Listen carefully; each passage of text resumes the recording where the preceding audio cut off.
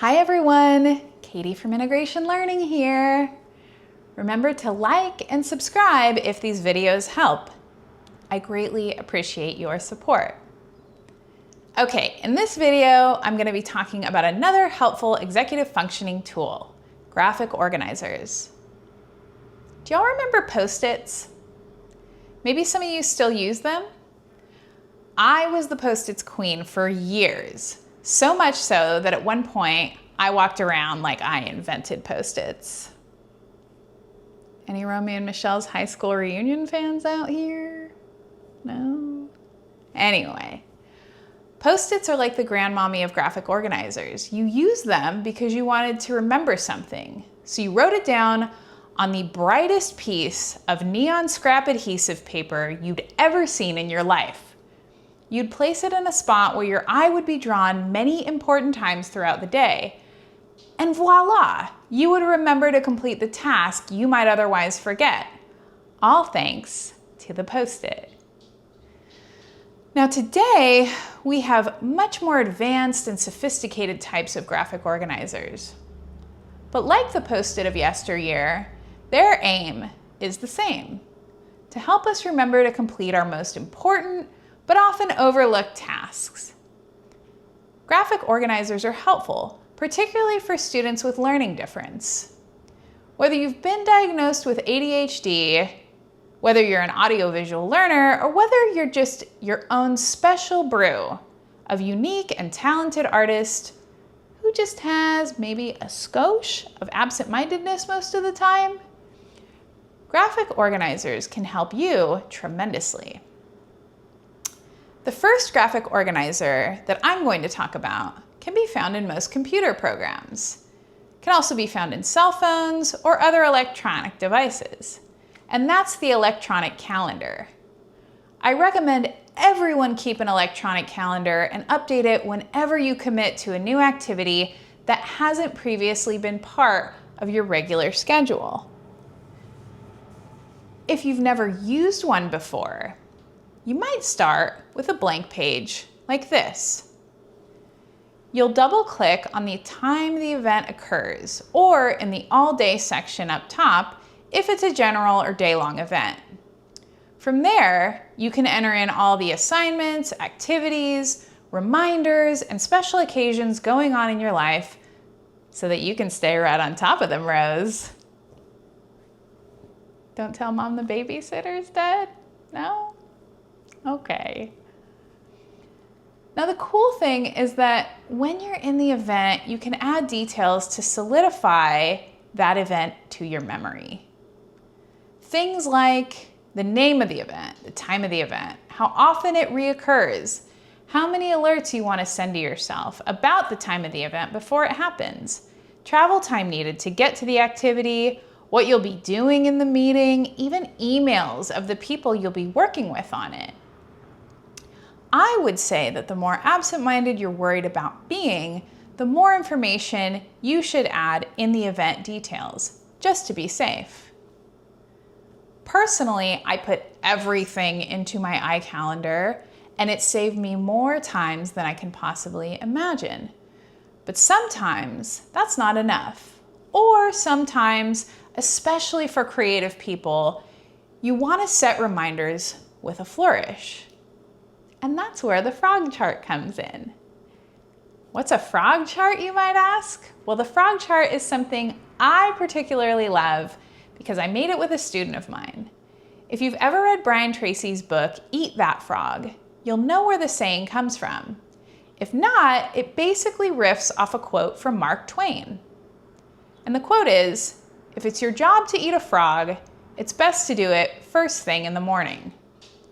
In other words, instead of agonizing over the tasks we don't want to do, we should do them before we even have time to think or worry about them, as soon as possible, first thing in the morning, as it were. Procrastination is largely an outgrowth of anxiety. And when we brood over how much stress we feel in doing an unenjoyable but necessary task, we get bogged down in a vicious cycle of avoidance, which becomes procrastination, during which we freeze from overthinking about the negative aspects of the task, which causes failure to complete the task, which makes us feel disappointed in ourselves, which then prevents us from wanting to complete tasks in the future because we psych ourselves into thinking we'll fail. The irony is that the failure arises from the thinking, which we can avoid if we bypass it and just get straight to doing.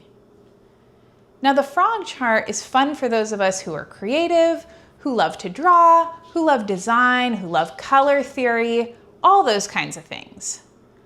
I've noticed in my work that students with ADHD particularly seem to love these kinds of artistic endeavors. My student and I made 2 different frog charts on Canva. The first one allows you to write down your name and the week of the tasks at the top of the page. On the list to the left, you'll write down each activity you need to complete. Then you simply check the box of the day or days each week that you plan to work on that task. I actually found this template on Canva, and my student took some artistic liberties with the design in order to create it. The second frog chart allows you to type your weekly tasks on the left-hand column, and on the right are daily columns where you can input a cute icon, like these adorable little frogs, to mark the days you'd like to complete the task for that week. Again, Canva has a ton of great templates like these that you and your students can play around with and make all your own. If you'd like a template of these and want to make your own frog chart, you can email me at katieking@integrationeducation.com and I'm happy to send them to you. The next graphic organizer I want to talk about is the burn down chart. For any adults in the room who've worked in the corporate world, this might be familiar to you. It might remind you of some of the stuff you may have seen in an Agile program or on a Scrum project. You might know it as a modified version of a Kanban board. A burn down chart allows you to see your progress on all the activities you need to complete in a given day, week, month, year, or on a given project that is a specific amount of time. You start with your to-do list, sometimes called a backlog. This gives you a precise overview of the tasks you need to finish in that chosen time period. And once you begin a task, you move it from the to-do column to the in-progress column. Keep the task in that column until you've completed it. Then, naturally, move it over to the completed column. If you have a whiteboard, that's a really helpful place to put the burn down chart, since you'll need to erase often because the chart is constantly being modified and updated.